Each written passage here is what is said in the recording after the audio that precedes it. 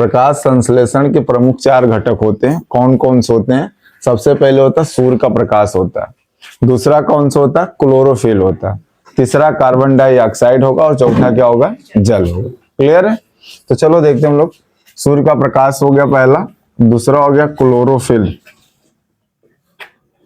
Chlorophyll हो गया, और तीसरा हो गया आपका जल, और चौथा हो गया कार्बन डाइऑक्साइड, कार्बन डाइऑक्साइड।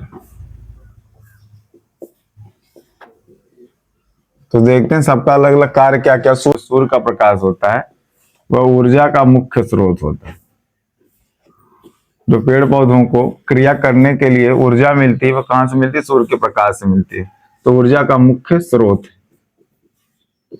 दूसरी बात क्लोरोफिल। क्लोरोफिल का काम क्या होता है ये देख लेते हैं हम लोग। पत्तियों के क्लोरोप्लास्ट में पाया जाने वाला यह हरा वर्णक होता है जो प्रकाश ऊर्जा को अवशोषित करता है। कह रहा है यह पत्तियों में पाया जाने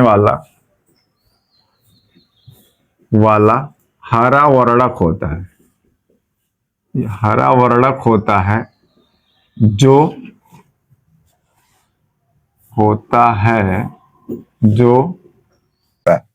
जो प्रकाश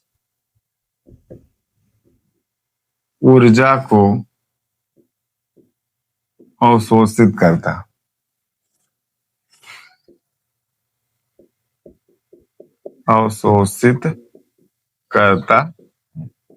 तीसरा होता है जल।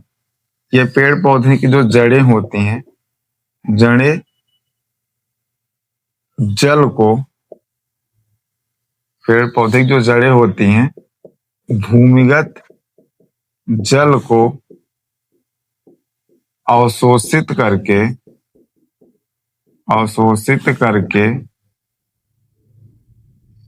जाइलम के मार्ग से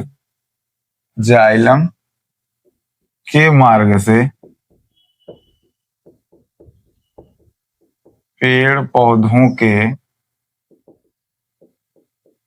प्रत्येक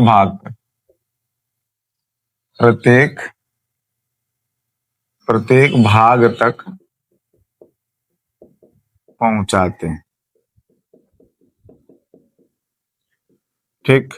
जो जल होता है ये कैसे मिलता है? तो बता रहा जो पेड़ पौधे की जड़ें होती हैं ये भूमिगत जल को अवशोषित कर लेती हैं, और अवशोषित करने के बाद जाइलम के मार्ग से पेड़ पौधों के प्रत्येक भाग तक, अर्थात हम कह सकते हैं प्रत्येक कोशिका तक पहुंचा देते हैं। नंबर 4 जाता है कार्बन डाइऑक्साइड। ये पेड़ पौधे कहां से प्राप्त करते हैं? तो पेड़ पौधे जो होते हैं इसको वायुमंडल से प्राप्त करते हैं। वायुमंडल से स्टोमेटा, जिसको हम लोग बोलते हैं स्टोमेटा के मार्ग से प्राप्त करते हैं। यह स्टोमेटा पत्तियों में छोटे छोटे छिद्र होते हैं। यह स्टोमेटा पत्तियों में छोटे छोटे छिद्रों को कहा जाता है। स्टोमेटा पत्तियों में छोटे छोटे छिद्रों को कहा जाता है, जहां से पेड़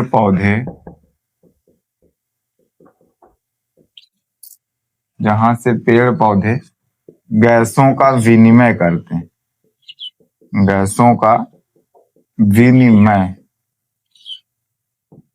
विनिमय करते हैं। आइए सब पर बात समझते हैं। कह रहा है प्रकाश संश्लेषण के प्रमुख 4 घटक निम्न।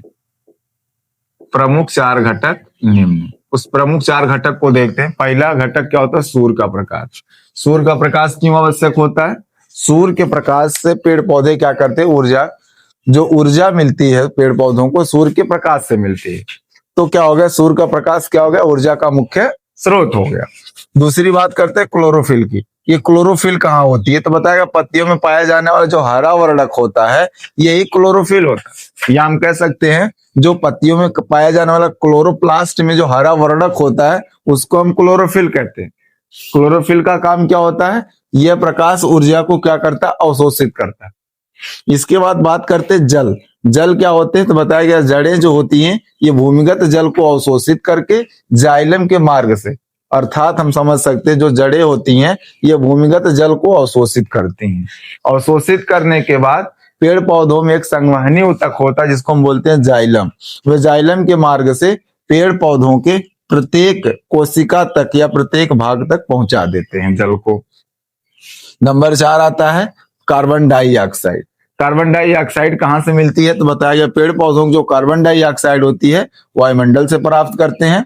पत्तियों में बता रहे छोटे छोटे छिद्र होता है जिसको हम स्टोमेटा कहते हैं। स्टोमेटा के मार्ग से ही, अर्थात स्टोमेटा से ही गैसों का विनिमय होता है। विनिमय का मतलब आदान प्रदान होता है।